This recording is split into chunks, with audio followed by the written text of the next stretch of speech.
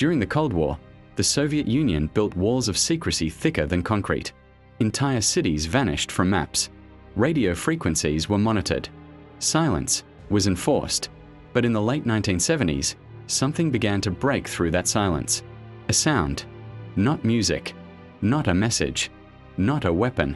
Just a signal. Relentless. Mechanical. And impossible to explain. To this day, no one officially admits who created it, or why. This is the story of the Soviet signal that was never meant to be heard. In 1976, radio operators across Europe began reporting something strange. A repetitive knocking sound suddenly appeared on shortwave radio frequencies. It was loud. It overpowered civilian broadcasts. And it never stopped. Every few seconds, knock, knock, knock. Operators nicknamed it the Russian woodpecker. The source was traced east, deep inside the Soviet Union. The signal was so powerful it disrupted air traffic communication, emergency frequencies, and international broadcasts. No official explanation was given. The USSR denied all responsibility, but the signal kept going. 24 hours a day, 7 days a week, 4 years.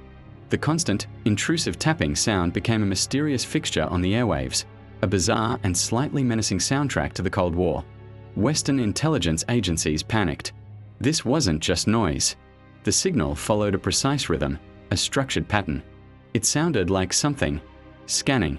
The CIA believed it might be a mind control experiment, a weather weapon, or even worse, a system designed to disable Western missiles before they could ever reach their targets.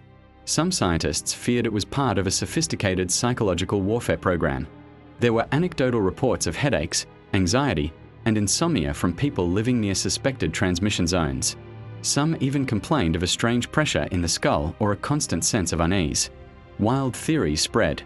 Was the USSR trying to influence human behavior through radio waves? Or was the signal not meant for people at all?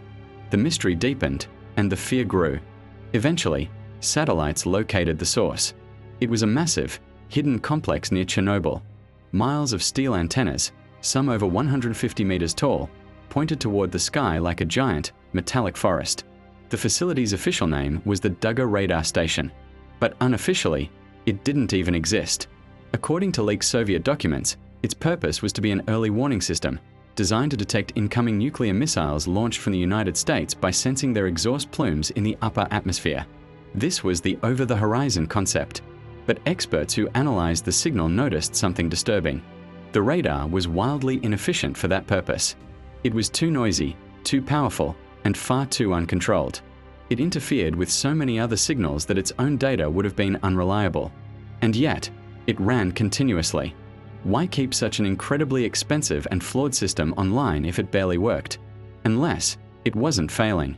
Unless it was doing exactly what it was designed to do, and that design had another purpose entirely.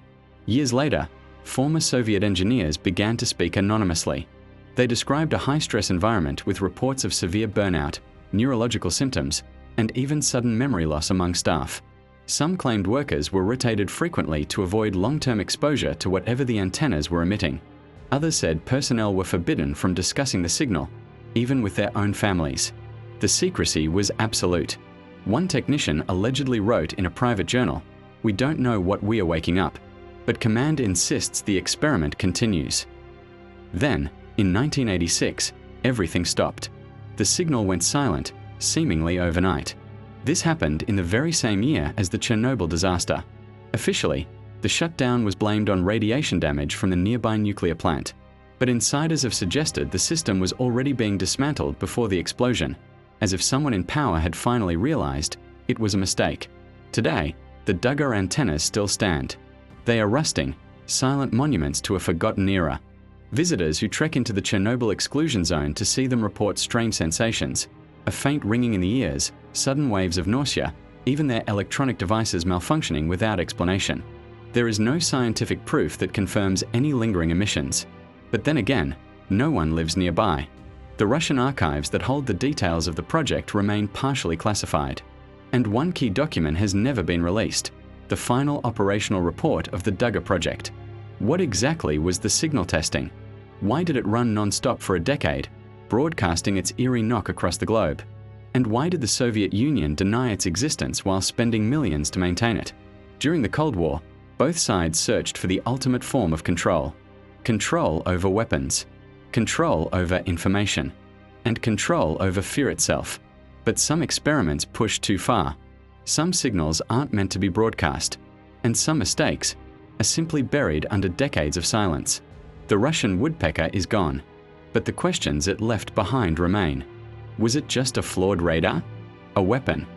Or was it something else entirely? Something we were never, ever meant to hear? Some mysteries stay hidden. Others keep returning until someone finally listens. If you want more stories the world can't explain, more cases that were buried, more truths they don't want released, subscribe to Shadow Files. Like the video, and tell me in the comments which mystery should be opened next. Your file is waiting.